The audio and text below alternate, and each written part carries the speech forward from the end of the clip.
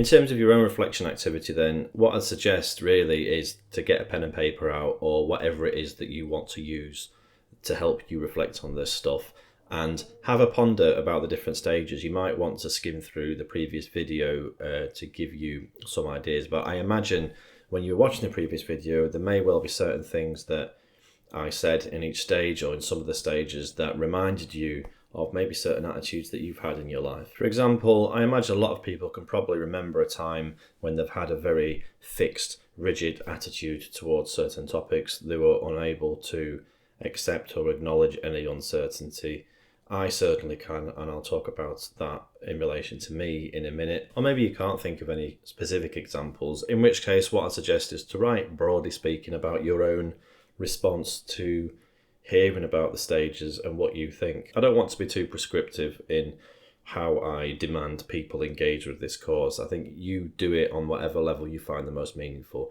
I do think reflecting on it on a personal level will result in you being more familiar with these ideas, though, than simply watching the videos. It took me a while to think of examples that I wanted to use as part of a reflective video, and so this video has actually been recorded about 10 days after the 7 stages video. I got an idea though when I started reading this book. This is Mick Cooper's Psychology at the Heart of Social Change. It's a book he's written about the overlap or intersections between therapy and progressive politics. It's quite an interesting book so far. I've only read the first chapter so far, but he talks in there about something that I really related to, and it gave me my example of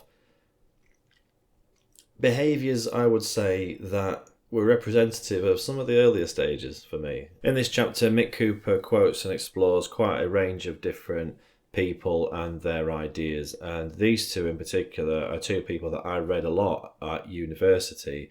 And upon revisiting their ideas via Mick Cooper, I had a bit of a light bulb moment, and I realised, that's where I got those ideas from. The ideas that had a big impact on me are false consciousness and false needs. Two Marxist ideas that explain why people put up with capitalism, basically. False needs, for example, are what are created in a capitalist culture that relies on people buying things. So people become insistent that they need a load of things that they actually don't, like the new iPhone, like the new pair of jeans. And the idea here is that capitalism creates this culture through advertising, through the media, that convinces people that what they need is more stuff, whether that's more things to make them look a certain way or more items, and none of it relates to real human needs. This is the point. It's that they are false needs. They're needs that are being manufactured by capitalism to get people to keep buying things. If people were relatively happy and satisfied with their life, they wouldn't want to endlessly buy things. They wouldn't see any point in doing it, and that is bad for business. So that's false needs. False consciousness, meanwhile, is a slightly broader term that describes anything that could be said to distract people from how much the system screws them over. And the reason I've segued into Marxist politics is because these are the ideas that I really latched onto at university, and I would say latched onto them in a way representative of maybe stage 1, maybe stage 2 of the 7 stages. These weren't just ideas, this was the truth, and I needed to bludgeon everybody over the head with this truth. So if my housemate Peter wants to play FIFA with me, I would have to think about that, because FIFA is a form of false consciousness distracting us from the class war. If Laura likes the new Tesco Christmas advert, I would have to explain to her how the Tesco advert is a form of false consciousness, creating false needs and building up positive feelings towards Tesco. It's all manipulative, Laura. I've ruined at least one night in the pub insisting on talking about these things because I'd see the whole world like this. So any topic, like the Tesco Christmas advert, I could pull into my whirlpool of Marxist ideas because I can reframe it and just pull the train off the rails of the night out by bringing conversations in this direction, regardless of what it is that people were talking about. I remember on one occasion deciding to teach my sister a lesson in false consciousness when I saw her watching a makeup tutorial video on YouTube. I decided She needed awakening. She needed it explaining to her that makeup is a form of false consciousness made you. And of course, if anyone said that I was being insufferable and I was boring or I was ruining their evening, that would be proof to me of the fact that they have false consciousness. If you didn't have false consciousness, you wouldn't be so threatened. In practice, for me, it was Marxist ideas because I was reading that kind of thing for my course anyway. In theory, though, it could be left-wing politics, it could be right-wing politics, it could be religious fundamentalism.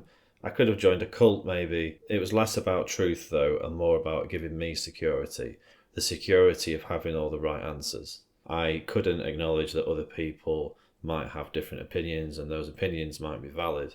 I needed to insist in how I looked at the entire world. I needed to insist on this single truth. And I would reframe and cut out and edit all experiences, I think, at least for a time, to fit in with the narratives that I created around this. It can protect a person from dealing with complexity. It can enable a person to strip the world away and insist on their own beliefs being absolutely true, and they can live in a way that enables them to never have to be confronted with difference of opinion. And this is less about Marxist ideas, although I do think they have an explanatory power that can lend itself to a form of religious fanaticism like the one I fell into. But it could be anything, I think. In the chapter, Mick Cooper explores that these ideas fall under the umbrella of socialist humanism, which is a label I'd not heard of actually, but he puts it in under that umbrella, and towards the end of the chapter explores criticisms of it. For example, the assumption that people are weak, they're liable to manipulation, and they're entirely passive in their lives. And this was very much my attitude. I looked at everyone in terms of being manipulated. Only I see the truth. Everyone else has fallen under this spell of false consciousness. And other people describe the attitude as arrogant, condescending, and patronising. We assume everyone else is under this spell and we're not. It is incredibly arrogant. It is incredibly patronising and condescending. It doesn't hold much faith in people's ability to dictate their own lives and know what their needs are and know what hurts. If I was a therapist during this time, I think I'd have been awful. Anyway, that's an example of me in the early stages of the continuum and the attitudes that I ended up having towards other people and the world. And the belief itself isn't really the point, much like the belief students are lazy that I explored in the 7 stages video. Whether or not students are lazy isn't really the point. The point is that that statement is like a comfort blanket. It protects them. It gives them a sense of sureness, certainty, security, and that's what these ideas did for me at this time. Anyway, think for yourself, see if you can think of any examples of attitudes you've had that correspond with these earlier stages or any further along the continuum. See if there's anything that comes up for you and see how you can apply it to yourself.